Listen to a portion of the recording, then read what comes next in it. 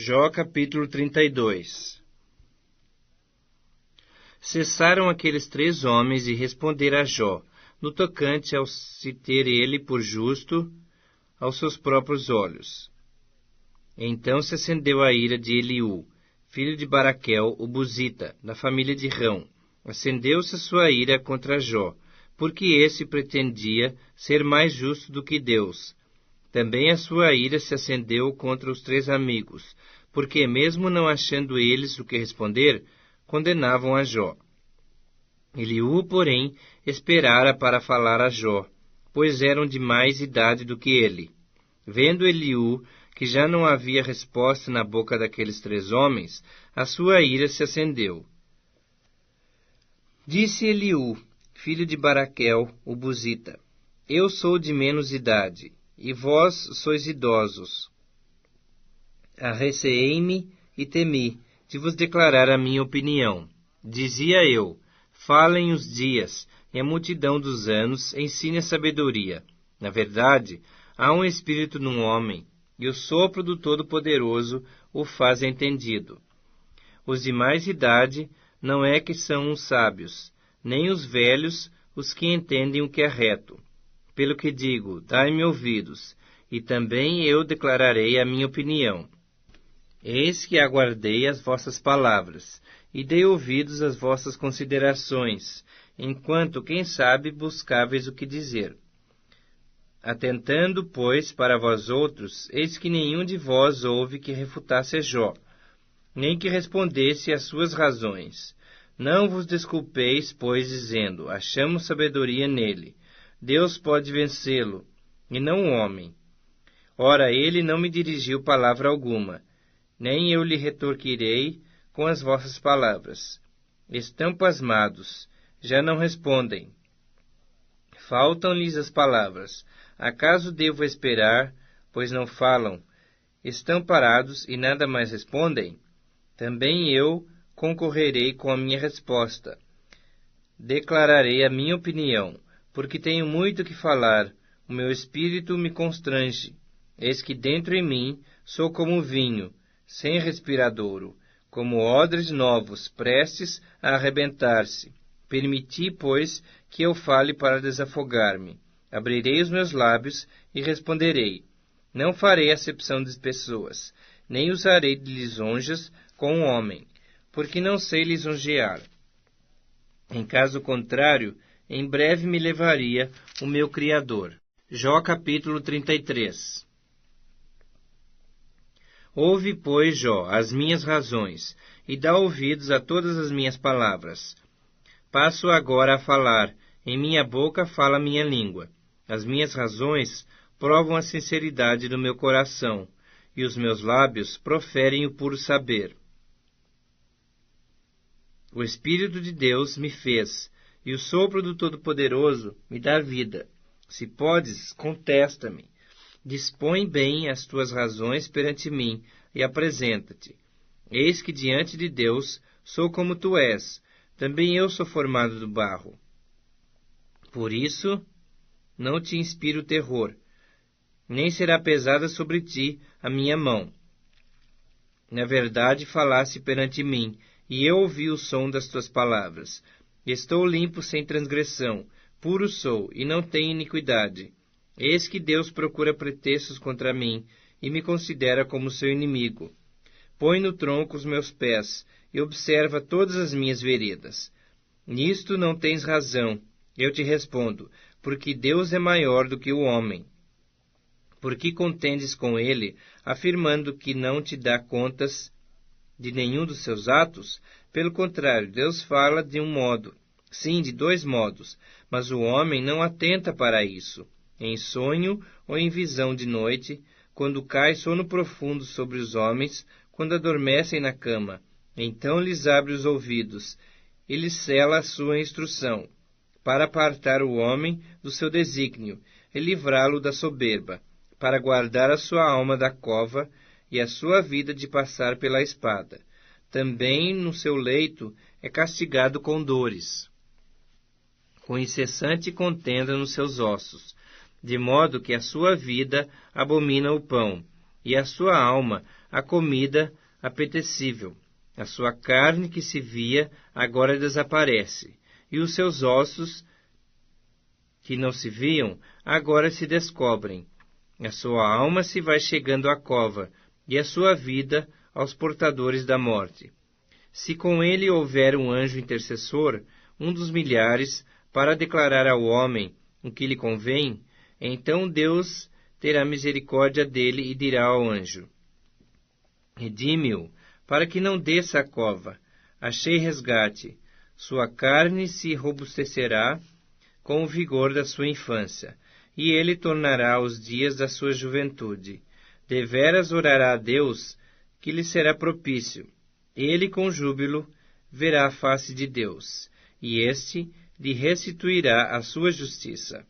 Cantará diante dos homens e dirá: pequei, perverti o direito, e não fui punido segundo merecia. Deus redimiu a minha alma de ir para a cova, e a minha vida verá a luz. Eis que tudo isso é obra de Deus, 2 e 3 vezes para com um homem, para reconduzir da cova a sua alma, e o alumiar com a luz dos viventes. Escuta, pois, ó Jó, ouve-me. Cala-te, e eu falarei. Se tens alguma coisa que dizer, responde-me. Fala, porque desejo justificar-te. Se não, escuta-me. Cala-te, ensinar-te-ei a sabedoria.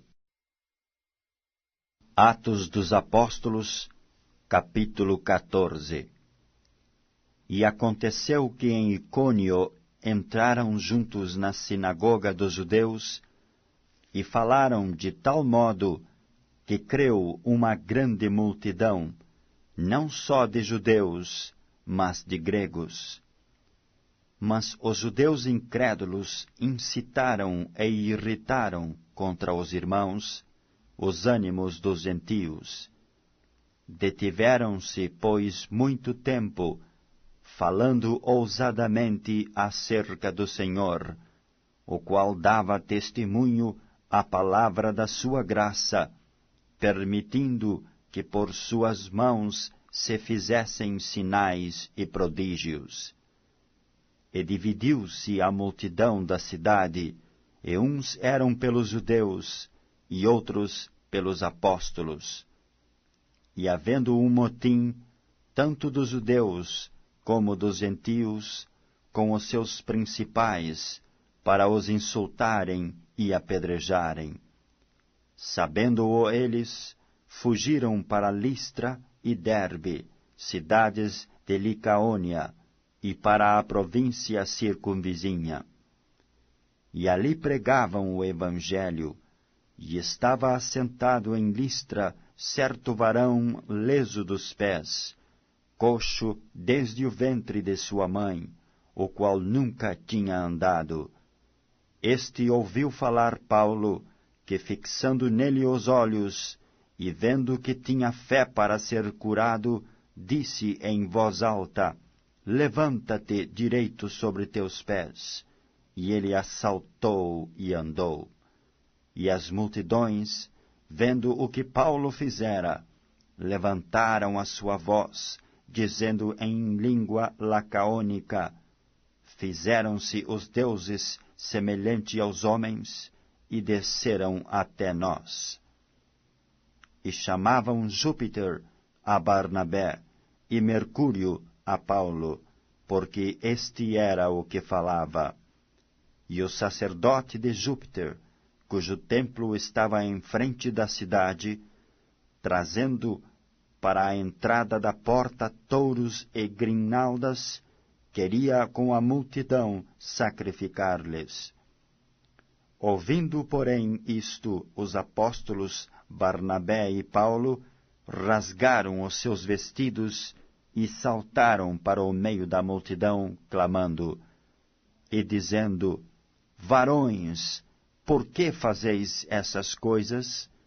Nós também somos homens como vós, sujeitos às mesmas paixões, e vos anunciamos que vos convertais dessas vaidades ao Deus vivo, que fez o céu e a terra e o mar e tudo quanto há neles, o qual nos tempos passados deixou andar todas as gentes em seus próprios caminhos, e contudo não se deixou a si mesmo sem testemunho, beneficiando-vos lá do céu, dando-vos chuvas e tempos frutíferos, enchendo de mantimento e de alegria os vossos corações.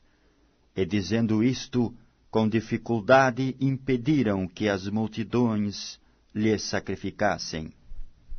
Sobrevieram, porém, uns judeus de Antioquia e de Icônio, que, tendo convencido a multidão, apedrejaram a Paulo e o arrastaram para fora da cidade, cuidando que estava morto. Mas, rodeando-o os discípulos, levantou-se e entrou na cidade, e no dia seguinte saiu com Barnabé para Derbe.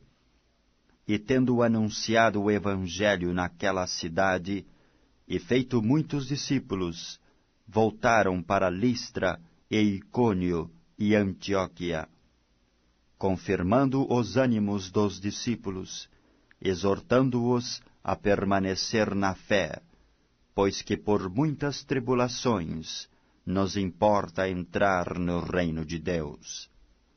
E havendo-lhes por comum consentimento eleito anciãos em cada igreja, orando com jejuns, os encomendaram ao Senhor em quem haviam crido.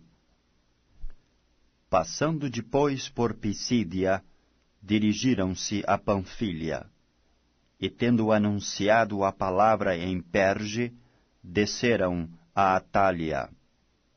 E dali navegaram para Antioquia, donde tinham sido encomendados à graça de Deus para a obra que já haviam cumprido.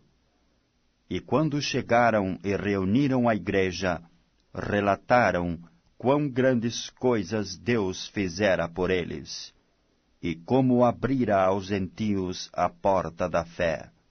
E ficaram ali não pouco tempo com os discípulos.